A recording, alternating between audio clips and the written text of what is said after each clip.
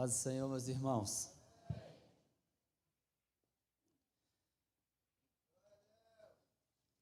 Salmos número 23 diz assim: Senhor é meu pastor, nada me faltará, deitar-me faz em verdes pastos, guia-me mansamente a águas tranquilas, refrigera minha alma, guia-me pelas veredas da justiça por amor do seu nome. Ainda que eu andasse pelo vale da sombra da morte, não temeria mal algum, porque tu estás comigo, tua vara, teu cajado me consolam. E os 5, que era aqui que eu queria chegar: preparas uma mesa perante mim na presença dos meus inimigos, unges a minha cabeça com óleo, o meu cálice transborda. Eu vou falar sobre a mesa. Eu vou começar com esse versículo, porque a mesa tem vários significados, dependendo do contexto onde ela aparece. Um dos primeiros utensílios do tabernáculo que Deus mandou construir foi uma mesa. E essa mesa ela deveria ser de madeira de acácia e revestida com ouro, do mesmo material da Arca da Aliança. A madeira de acácia fala da nossa humanidade e o ouro fala da glória de Deus.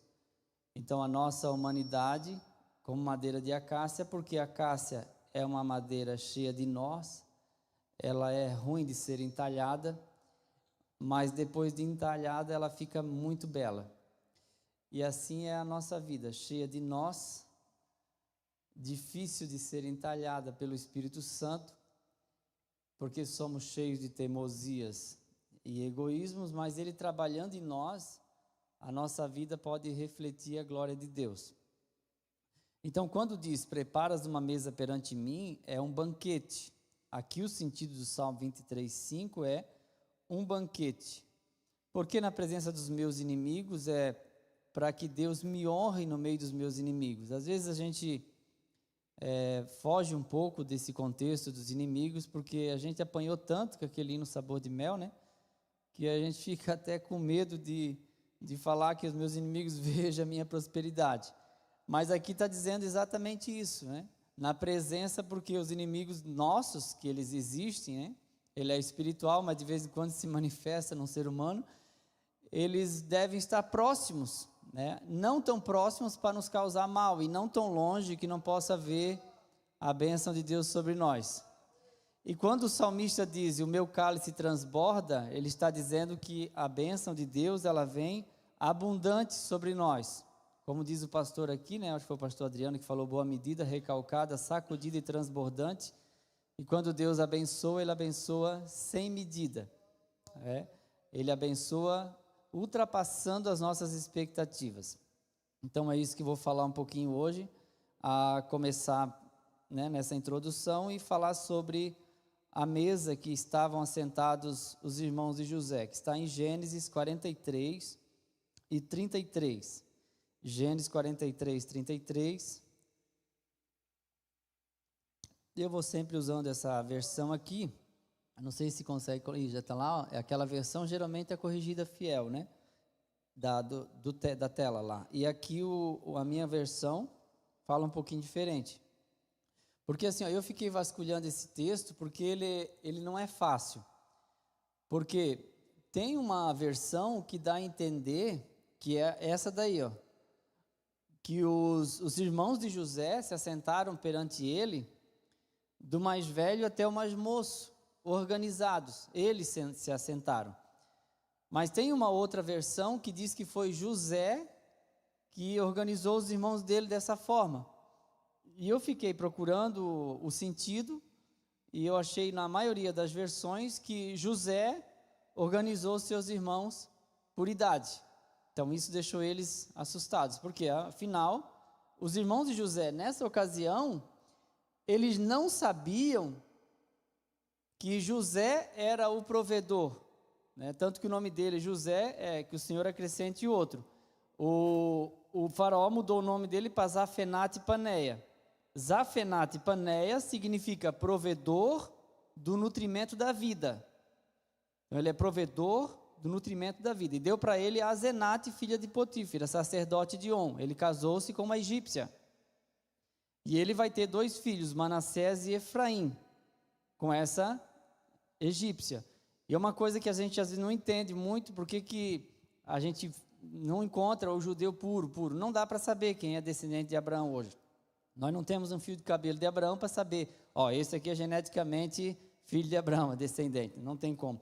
Tanto que entraram ali vários egípcios na própria descendência de Jacó. Porque segundo a gente entende, Bila e Zilpa, Dan, Naftali, Gad e Azer, são filhos de Bila e Zilpa, né? Porque ela teve Ruben, Simeão, Levi e Judá. Depois, Dan, Naftali, Gad e Azer são filhos de Bila e Zilpa, com Jacó, provavelmente egípcio. Então José coloca 2 tribos, metade egípcias, que é Efraim e Manassés, são filhos de Azenate, e depois Bila e Zilpa, que são servas de Léia e de Raquel, também colocam mais 2 de cada uma. Então são das 12 tribos, 6 são meio sangue egípcio. Das 12 tribos, 6 são meio sangue egípcio. Então é difícil achar a pureza aí, né? Sem falar na mistura. Porque o que Deus está querendo para si é um povo, né? Não é uma genética. A gente fica pensando que é uma genética, mas é um povo, né? Deus não tem um especial. Deus tem um povo, todo seu, especial, zeloso de boas obras. Não tem especial. Aqui é todo mundo especial, né? Então o que eu aprendo aqui primeiro, eles descem ao Egito. Quando eles chegam no Egito para comprar trigo, eles se ajoelham. Quando eles se ajoelham, José lembra do sonho. O sonho dele, o feixe de trigo ficava em pé e os dos seus irmãos se inclinavam.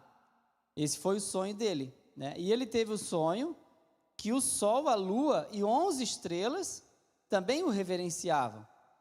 Então, o sol, né, e a lua, que alguém pode dizer que a lua era Diná ou era a mãe dele, o sol era o seu pai, que era Jacó, eu não sei. Eu só sei que sol e lua, que está no sonho de José, a meu ver, Eliel, é governo. Porque quando Deus fez o sol, Deus disse, vai governar o dia. Quando Deus fez a lua, em Gênesis, disse, vai governar a noite. Deus vai lá e pega esses 2 elementos da natureza e coloca no sonho de José. O que Deus está dizendo? Você vai governar. Ele não sabia como, ele interpretou o sonho do padeiro, do copeiro, de Faraó, mas nunca interpretou o sonho dele. O que a Bíblia não diz que ele interpretou, a Bíblia diz que ele se lembrou dos sonhos. Às vezes a gente sonha e quer dar a interpretação do sonho, eu mais eu, multiplicado por eu, para me colocar sobre alguém, como se eu fosse maioral por ter sonhado. Você sonhou, então espera aí, você vai ser jogado na cisterna, você vai ser vendido como escravo, você vai ser caluniado, você vai ser ridicularizado em praça pública, você vai ser vendido pelos seus irmãos. Depois de tudo isso, lá nos 45 do segundo tempo, você vai interpretar o sonho de alguém, e esse alguém vai esquecer de você por mais 2 anos. E alguém lê a história e pensa assim, poxa, que bacana, José acabou bem. Ele acabou bem, só que, a meu ver, ele durante esse processo, ele não sabia que ia acabar tão bem. Quando colocaram ele na caravana, o que ele pensou? Eu vou morrer no Egito. Quando ele chegou no Egito, o que ele pensou? Nunca mais vou ver meu pai. Tanto que a pergunta mais insistente de José para os seus irmãos era, o vosso pai, o velho, ainda vive? Então, quando eles descem para o Egito, José os reconhece, mas ele se mostrou rude. Quer ver? Gênesis 42, 17. José estava uma pedra, não cedia. Gênesis 42, 17. Pô-los juntos em prisão 3 dias. Cana, a gente conhece também como cana, xadrez, chilindró, cadeia. Versículo 18. E ao terceiro dia, 3 dias de cadeia para os seus irmãos. É ou não é um menino vingativo? 3 dias. Fazer isso e vivereis, porque eu temo a Deus. Quer dizer assim, eu ainda sou bonzinho, tá? Era para mandar matar, mas eu vou deixar vocês presos aí 3 dias. Você não sabia não, que os irmãos de José ficaram presos lá? Aí depois disso, ele soltou todo mundo, eles ficaram muito felizes, ele falou assim, agora vocês vão voltar para casa, porque vocês são espias, e um dos irmãos de vocês vai ficar preso, que é Gênesis 42, 24. Simeão ficou preso lá no Egito também. eu não sei se ficou 20 dias, um mês, né? Olha lá, pastor, ó, tomou Simeão dentre eles, amarrou perante os seus olhos, cadeia, chilindró, cana de novo. Agora o Simeão pagou o pato. Mas uma coisa eu aprendo aqui, aqui, José não tinha perdoado ainda. Aqui ele não tinha perdoado ainda. Porque o perdão é um processo. Não é, pastor Zimar? É um processo. Como? É isso, exatamente. É isso aí que nós vamos indo. E é interessante que daí ele manda eles embora. E junto com a bagagem e o trigo que eles levaram ensacados, o José mandou colocar todo o dinheiro que eles pagaram o trigo. Quando chegou no caminho, foram dar alimento para os animais, o dinheiro estava ali. Chegaram em casa e foram contar o testemunho para o pai. Pai, que providência, o dinheiro que nós compramos o trigo veio com a gente de novo. E o pai disse assim, vocês vão levar de novo e vocês vão devolver esse dinheiro, porque esse dinheiro não é de vocês. E eu estou falando de Jacó, que a gente costuma chamar de enganador, suplantador, aquele que pega no calcanhar. O Jacó está dizendo para eles, vocês vão voltar e vocês vão devolver toda essa grana. E aí o José disse assim, ó, o Simeão fica preso, vocês voltam para casa. Depois, quando vocês voltarem aqui, se vocês não trouxerem o irmão mais novo, vocês não vão me ver e vocês nunca mais vão ver o irmão de vocês que está preso. Essa foi a condição. E aí eles chegam em casa sem o Simeão, mas com dinheiro na bagagem. E ficaram enrolando. E aí chegaram para Jacó e disseram, ó, meu pai, o homem lá é bravo, o homem é ruim, está com o nosso irmão preso lá, e ele diz o seguinte, se a gente voltar lá, sem o irmão mais novo, que era o Benjamim, a gente não vai comprar trigo, e nós nem vamos ver o rosto dele. E Jacó disse, o quê? O José já morreu, uma fera despedaçou, meu filho amado, o que sobrou de Raquel é o Benjamim, por isso que eu não mandei ele com vocês. Agora vocês estão me pedindo o meu coração para eu mandar com vocês. Só que aí veio a necessidade, veio a fome e foi apertando com Jacó. E o Jacó olhou, a despensa foi esvaziando, né? Para tratar de uma dúzia de homens, gente do céu, não é fácil, tem que ter muito trigo. E chegou o momento que não tinha mais o que comer. E o Jacó enrolando, aí até que um dos seus filhos disse assim, ó, pai, se o pai não liberar o menino, nós vamos morrer de fome, nós precisamos voltar lá. Aí eles voltam a segunda vez ao Egito. E aí quando eles voltam com medo, porque eles pensaram, agora a gente vai morrer e acabou, não temos mais outra alternativa. Isso é o que eles pensavam. E daí, quando eles chegam, né, achando que José iria assassiná-los, diz a Bíblia que quando o José viu Benjamim, falou assim, não precisa se preocupar não, tá bom? Porque hoje vocês vão almoçar comigo. Hoje vocês vão almoçar comigo. A Bíblia diz, vendo pois José a Benjamim com eles, que é Gênesis 43:16, disse ao que estava sobre a sua casa, leva esses varões à mesa, mata um cabrito, prepara tudo, porque esses homens comerão comigo ao meio-dia. E aí o José deu uma saidinha, eles foram para cima do mordomo, ó, meu senhor, perdoa, porque a gente achou o dinheiro que a gente levou, mas a gente devolveu tudo, está tudo aqui, então, por favor, pleiteie essa causa, intercede por nós. E o mordomo disse, fiquem tranquilos. E aí, tudo preparado, tudo arrumadinho, a Bíblia diz lá no 33, assentaram-se diante dele, o primogênito segundo a sua primogenitura e o menor segundo a sua menoridade. Ou seja, eles estavam sendo organizados por um homem que eles mal conheciam, mas que para eles tinha o poder da adivinhação. E nessa época, a mesa no contexto cultural, a mesa é um lugar onde a gente só convida quem a gente tem igualdade. Hoje a gente banalizou muito a mesa. E muitas vezes foi ensinado que a vida do casal começa na cama. Não começa na cama. A vida do casal começa na mesa. Estamos mais tempo à mesa do que no quarto. Porque na mesa é lugar de olhar nos olhos, é lugar de conversa. Então, quando José trouxe eles para a mesa, José está dizendo: eu estou tentando perdoá-los. Eu estou tentando me aproximar de vocês mais um pouquinho. E nessa época não se colocava as panelas na mesa como hoje, arroz, feijão, carne, molho, salada. Não tinha isso.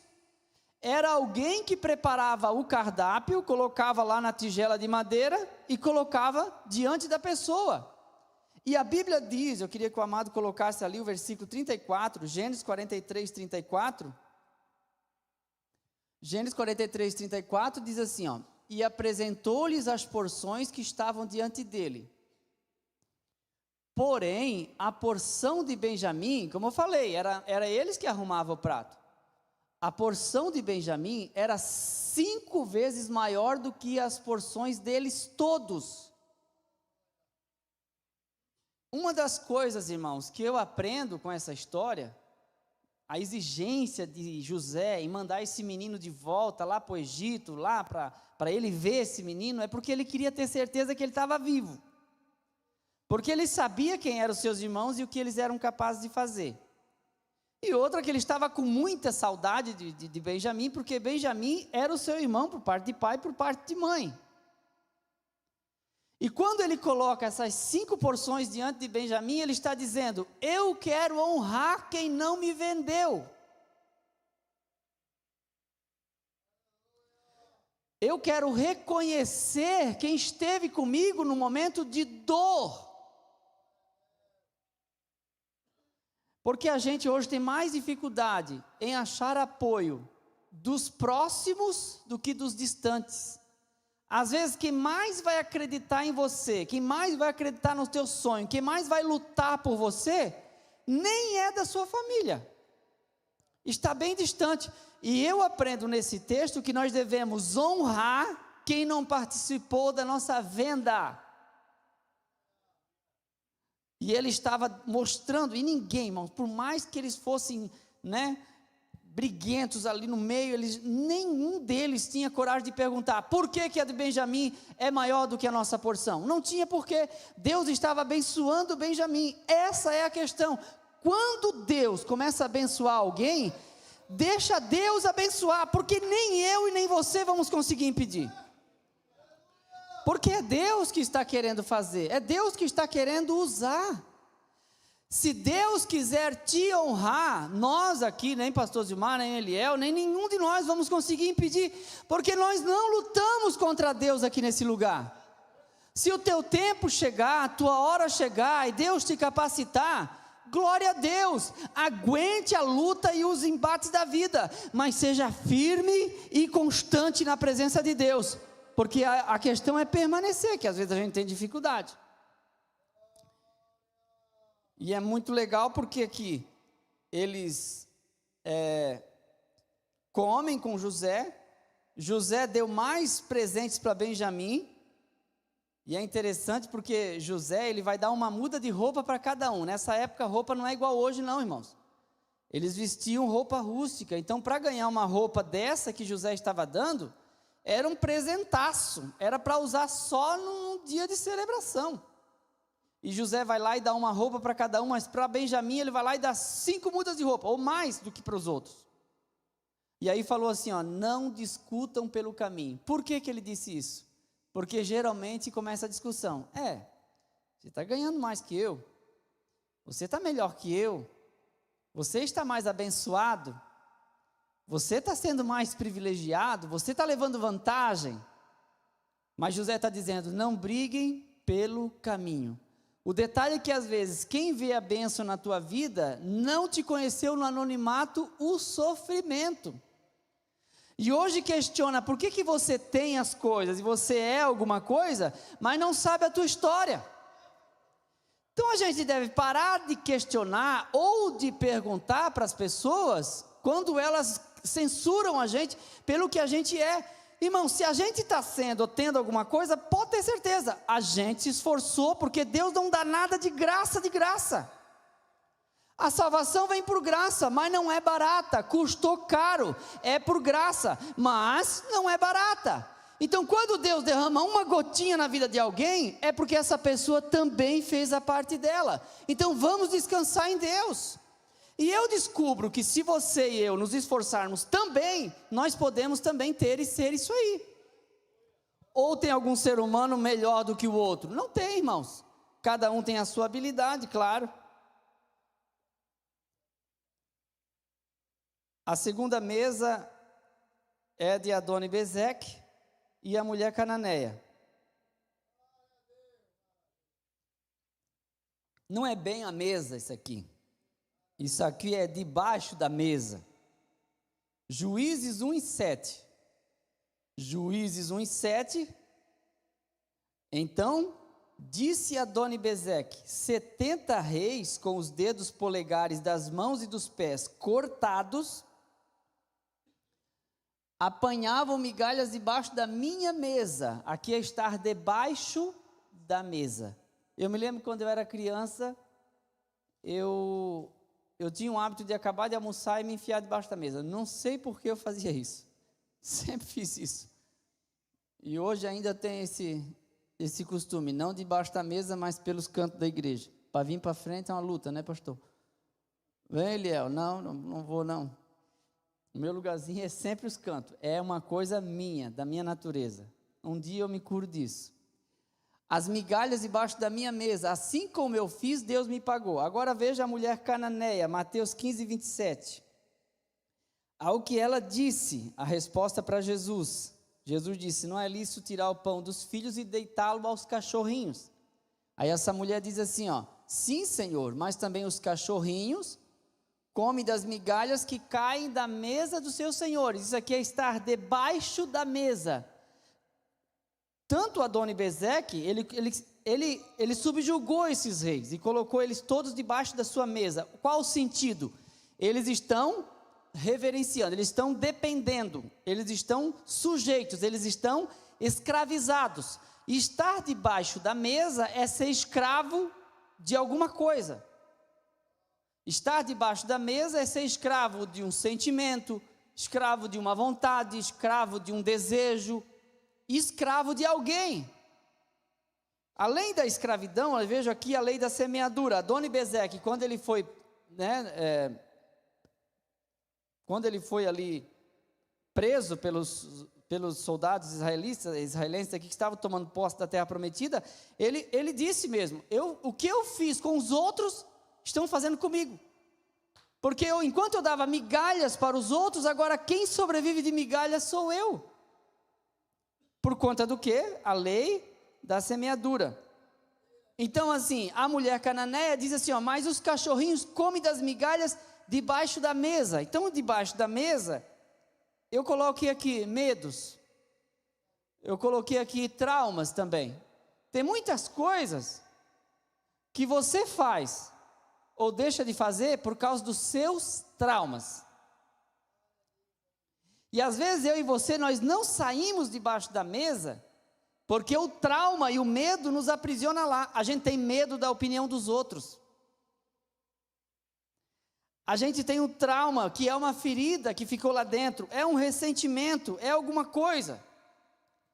E uma outra coisa que eu nunca ouvi pregar, se você já ouviu, amém. Mas eu estava pensando nisso aqui, sabe o que é estar debaixo da mesa também? Chama-se mendicância afetiva. O que é mendicância afetiva? É quando você dá o afeto e a pessoa não devolve nada em troca. Quando você não é correspondido. Você ama, você liga, você vai na casa, você conversa, você dá atenção, você dá parabéns no aniversário, e 1 ano, e 2 anos, e 3 anos, e 10 anos, e é só você. Tipo assim, se você parar, não há mais relacionamento. Você está numa mendicância afetiva. Alguns maridos viram para a esposa e dizem assim: o casamento só depende de você. Quando você quiser o divórcio, eu te dou. E ela fica ali mendigando atenção. Quando eu precisar pedir atenção para minha esposa, implorar por atenção para minha esposa, é porque o casamento já está ruim. E existe situações assim que as pessoas se sujeitam a ficar anos mendigando atenção, implorando atenção. É a mesma coisa que você fazer uma ponte só na metade do rio. Você nunca passa para o outro lado, porque alguém do outro lado não está construindo nada para vir até você. E aí você, quanto mais ama, como disse Paulo, eu sou menos amado. E aí você vai cansando e vai cansando, até que você pensa assim: vou fazer um teste. Não vou mais lá, não vou mais perguntar e não vou mais ligar. Eu quero ver então se essa amizade depende só de mim ou do outro. Quero ver se esse casamento depende só de mim. Quero ver se esse relacionamento depende só de mim. Porque tem pessoas que são frias, irmãos. Tem pessoas que são frias. Eu já vi muita gente falar comigo e dizer assim: Eliel, o meu pai, ele é frio. O meu pai, ele não me abraça, meu pai não me beija, meu pai não fala eu te amo, não se sacrifica. Alguns dizem que é a mãe. E o pior é quando você sente que a mãe demonstra tudo o que você gostaria para o outro, e você não recebe nada daquele afeto, e você fica ali pedindo atenção, tá aí eu, e você ainda recebe um não, ou até uma palavra que lhe coloca no chão outra vez, e você fica fragilizada, fica fragilizado, fica angustiado. Aí a vida parece que não vai, e isso começa a acarretar um peso na sua vida. A vida espiritual começa a funcionar mal, a vida financeira começa a ir mal. Mas quando a gente encontra com Jesus nessa palavra, e a gente entende que o que Ele quer curar as nossas emoções, para existir uma coisa em especial, isso chama-se independência emocional. É eu saber que eu devo perdoar, sim, mas que a minha vida interior não depende da emoção do outro. Quando o outro diz assim, ó, tudo bem, o que tem de bom? Mas para mim está bom. Jesus diz, você ministra paz. Se houver um filho da paz, a paz volta. Mas se não tiver, volta para você. É você que vai ter a paz. Então a minha palavra aqui, que é a de Deus, é a seguinte: seja independente emocionalmente. Viva feliz, mesmo que alguém do seu lado não esteja feliz. Vamos tentar ficar bem quando alguém do nosso lado não está bem. E as pessoas que você já pediu perdão e que falaram que não te perdoam? Sabia disso? Não. Você já foi lá, já pediu perdão, aí a pessoa diz assim, ó, eu não te perdoo. Mas a pessoa que faz isso, ela acha que está te colocando numa jaula. Se você não cuidar, você entra na jaula. Mas eu aprendi uma coisa maravilhosa. Eu peço perdão. Se a pessoa disser, eu não te perdoo, eu estou perdoado porque eu já pedi, então eu estou livre. Quem está preso é quem não deu o perdão. Porque a Bíblia diz o seguinte, o pecado imperdoável, blasfêmia contra o Espírito Santo. O segundo deles, a apostasia permanente. E o terceiro, quando eu não perdoo, Deus não me perdoa. Então, Deus não perdoa quem não perdoa. É imperdoável não perdoar. Então quando alguém não perdoa e fala na sua cara, não, eu não te perdoo nunca o que você fez, você está livre porque você já pediu, você pode glorificar a Deus tranquilamente, Deus já te deu coragem para ir lá, a sua vida agora é que vai para frente, agora que Deus vai te abençoar, as portas vão se abrir, aceite essa palavra, você não foi chamado para viver na escravidão, e nem enjaulado dentro de uma jaula emocional, você está livre disso. Já se sacrificou pelos filhos, já se sacrificou pelo cônjuge e continua se sacrificando. A sua parte você já fez, está pronta. Agora você deve cuidar de si mesma, de si mesmo. Porque senão você vai passar a sua vida inteira debaixo da mesa, comendo migalhas. 1 Samuel 16:11. Samuel disse a Jessé, são esses todos os teus filhos? Não há mais nenhum? Bem, ao mais moço, Jessé respondeu, mas ele está fora, nos campos, tomando conta das ovelhas.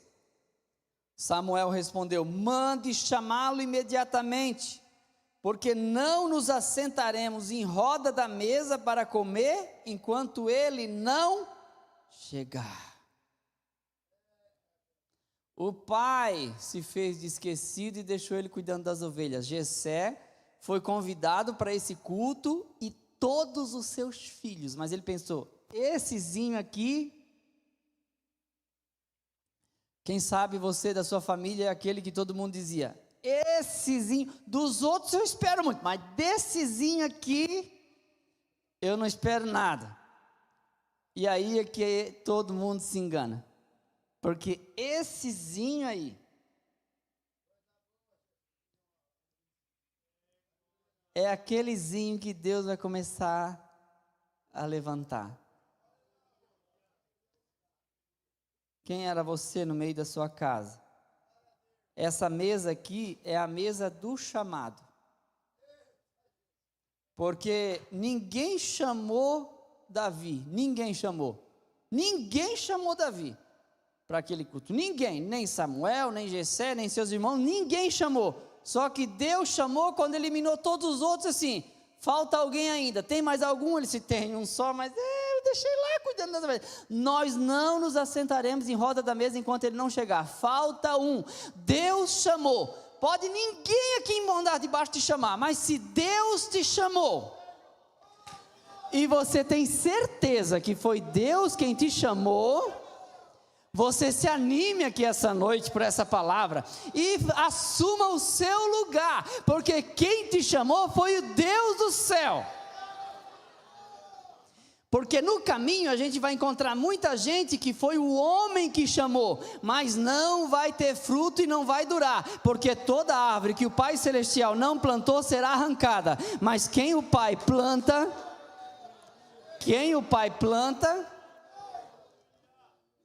esse dá muito fruto. E a segunda coisa que eu aprendo nessa mesa de 16:11 é a espera. Porque o Samuel, pastor Fidelis e pastor Francisco, o Samuel e Deus fez todo mundo esperar.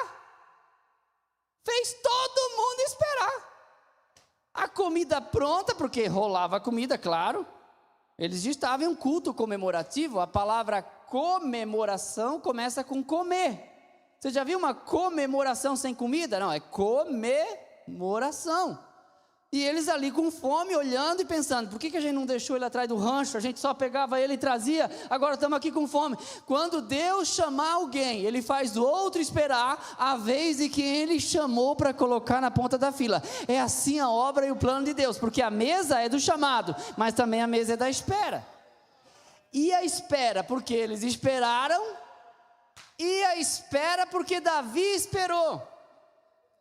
Davi, eu já falei aqui, irmãos, até o pastor Israel, nós conversamos sobre isso.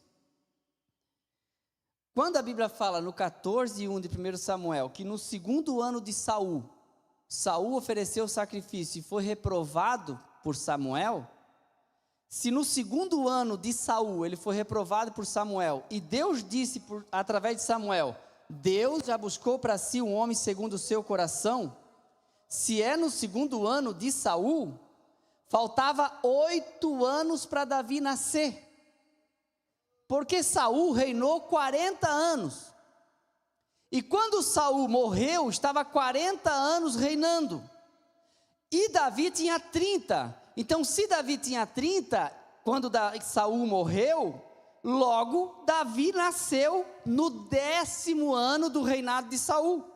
Se Saul desobedeceu a Deus no segundo ano, faltava 8 anos para Davi nascer, e Deus disse por Samuel, Senhor, já buscou um homem segundo o seu coração para ser rei no teu lugar. Você nem tinha nascido, mas Deus já tinha a história pronta para a sua vida. Maravilhoso, né? E a espera por quê? Ele vai ficar depois da promessa Dos 16 aos 17, até os 30 anos, Davi vai fazer uma coisa só: fugir para não morrer. Fugir para não morrer. E não pense que Davi estava assim, ó, Deus está me guardando, tem promessa. Não. Porque lá em 1 Samuel 27:1, Davi diz assim, ó, qualquer hora Saul vai me matar. Então, se ele pensava que ele ia morrer, ele achava que ia morrer mesmo. Ele não estava abraçado naquela promessa que ele ia ser alguma coisa. Porque Samuel não disse nada. O que Samuel falou para Davi quando derramou azeite nele? O que Samuel disse para Davi quando derramou azeite nele? Nada. Não disse nada. Ele só derramou azeite, está aí o escolhido, pronto. Deus falou que ia prover-se de um rei, mas falou para Samuel, mas Samuel não falou nada para Davi, para dizer, aqui está o novo rei de Israel. Ele ia morrer no outro dia. Tem coisa que Deus não dá e não faz, porque a gente não aguenta. Tem gente pedindo tanta coisa que Deus não dá, porque se Deus der, você não vai mais ficar aqui, você não vai mais ser humilde, você não vai mais se levantar para orar, você não é mais nada.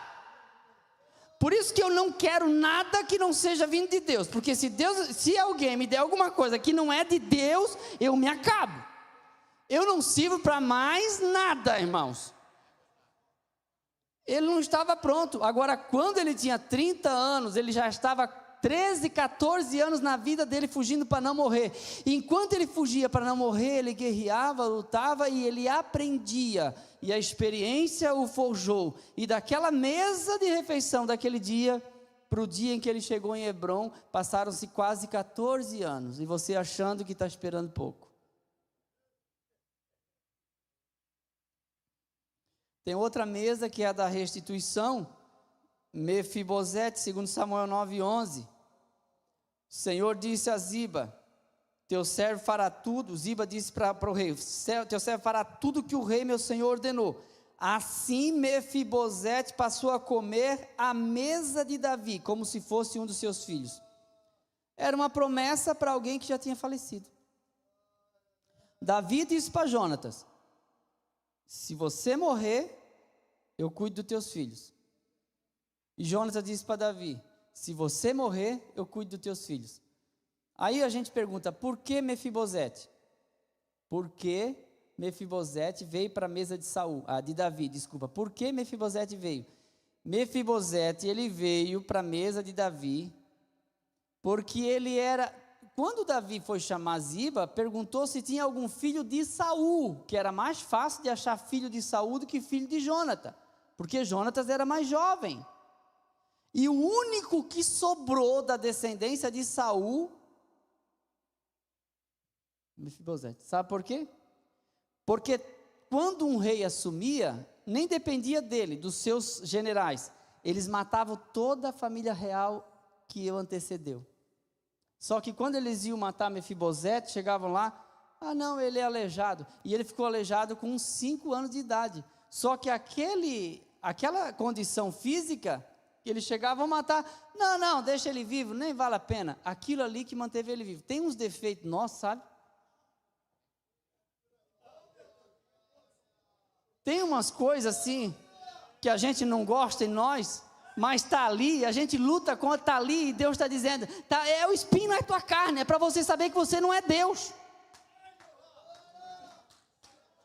E Mefibosete só ficou vivo porque era aleijado, porque só tinha sobrado ele.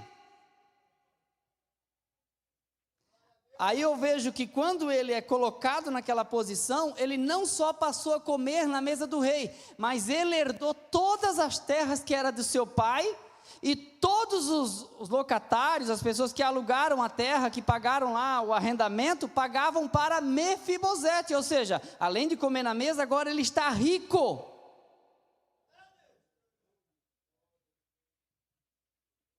E aí eu vejo que era beneficência de Davi, restituição, e principalmente Davi está dizendo, eu não me esqueci do voto que eu fiz. Tem gente que esquece o voto que faz no casamento, tem gente que não sabe nem para que serve testemunha. Convida a testemunha para dar presente, para ajudar a pagar a geladeira, igual eu fiz. Mas as testemunhas, elas desempenham um papel muito importante. Quando há uma crise conjugal, os primeiros a serem chamados, junto com a liderança pastoral que fez o casamento, são as testemunhas, porque eles testemunharam o casamento. E eles ouviram os votos. Você promete amar na saúde e na tristeza? Prometo. Aí o INSS cancelou o benefício do irmão, a irmã pegou a mala e foi embora. Até que o INSS o separe.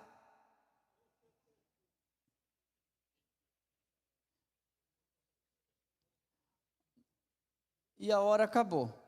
Paz familiar, eu não vou passar, não vou falar porque não dá. Os filhos passam pela nossa mesa, no caso, plantados como planta de oliveira em roda da mesa, que é Salmo 128, 3. Aí o pacto de Jesus com seus discípulos, que foi numa mesa também.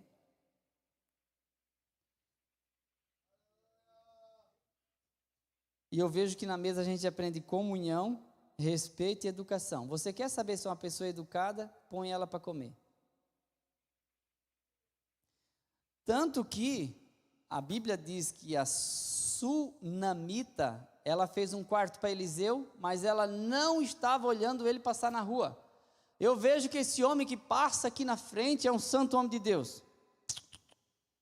A Bíblia diz que todas as vezes que ele vinha a Sunem, ele ia na casa dela e comia pão. Ela percebeu que ele era um homem de Deus, porque ele vinha na casa dela e ali ele tomava refeição. Então, no convívio ela descobriu, porque olhar na rua não dá para saber. Ah, mas aquela parece crente. Parece. Aquele lá parece que é um crente. Parece. Mas eu não vou negociar com ele só porque parece. Você está entendendo? Ela chamou ele para morar para um quartinho, porque ela viu que ele era um homem de Deus. Como que ela viu esse? A forma que ele chegava: teu marido não está, então eu venho amanhã. Posso tomar a refeição, posso me sentar, posso comer. E quando comia, eu não ficava murmurando dos outros. Levar amargura, arrotar ressentimentos na mesa, porque a mesa é um lugar sagrado. Eu penso que a gente deveria usar menos o celular na mesa.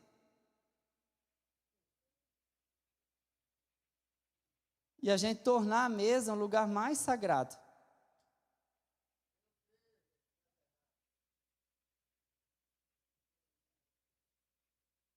Comunhão, respeito e educação. Em Lucas 24 e 30, a mesa, Jesus tomou o pão, abençoou, partiu. Então os seus olhos se abriram e reconheceram. Então assim, Jesus escolheu uma mesa para falar da cruz, na ceia. Eles não entenderam. Jesus morreu, ressuscitou, apareceu para os discípulos e escolheu uma mesa de novo para dizer assim, nécios e tardios de coração para entender aquilo que tudo estava escrito ao meu respeito nos Salmos e nos profetas. Convinha que o Cristo padecesse, morresse, mas ao terceiro dia ele ressuscitaria. A esperança não morreu, ela está viva. E ele partiu o pão. Quando ele partiu o pão naquela mesa, um olhou para o outro olhou para um. Quando olharam, Jesus havia desaparecido, o pão caiu, eles nem acabaram a refeição. Mas foi em uma mesa. Jesus se revelou numa mesa. E eles descobriram que era o Senhor. Isso foi a caminho de Emaús. Não conheceram Jesus no caminho nem na porta, mas conheceram ele na mesa, porque mesa é lugar de revelação, mesa é lugar de intimidade. Cuida com quem você traz à sua mesa. O talento te traz à mesa, mas só a graça e a verdade é que te mantém nela. O talento te traz à mesa, mas só a graça e a verdade é que te mantém nela, porque a mesa é comunhão, enquanto nós estivermos livres de qualquer amarras, do nosso ego, das nossas vontades que estão contra a palavra, mais a gente tem a honra de se assentar à mesa com o nosso mestre, porque isso é comunhão. Por que Jesus não comeu, né? Ele não comeu porque ele não precisava mais, só isso. Só queria que eles vissem. E ele ficou até o tempo que eles o conheceram. E como que eles o conheceram? Naquela mesa, quando ele partiu o pão, eles pensaram, eu conheço esse jeito de partir o pão. É igual Maria. Quando Jesus falou com ela, disse: mulher, por que choras? Ela assim: porque levaram o meu Senhor, não sei onde é que puseram. Aí Jesus disse assim: Maria. Ela virou para ele e disse: Rabone, quer dizer, esse suave chamar Maria não é qualquer um, eu sei como ele me chama. Aí ela disse: só pode ser o Senhor. Era o Senhor, glória a Deus, é o Senhor. Você conhece a voz do seu Senhor? Amém? Obrigado, pastor.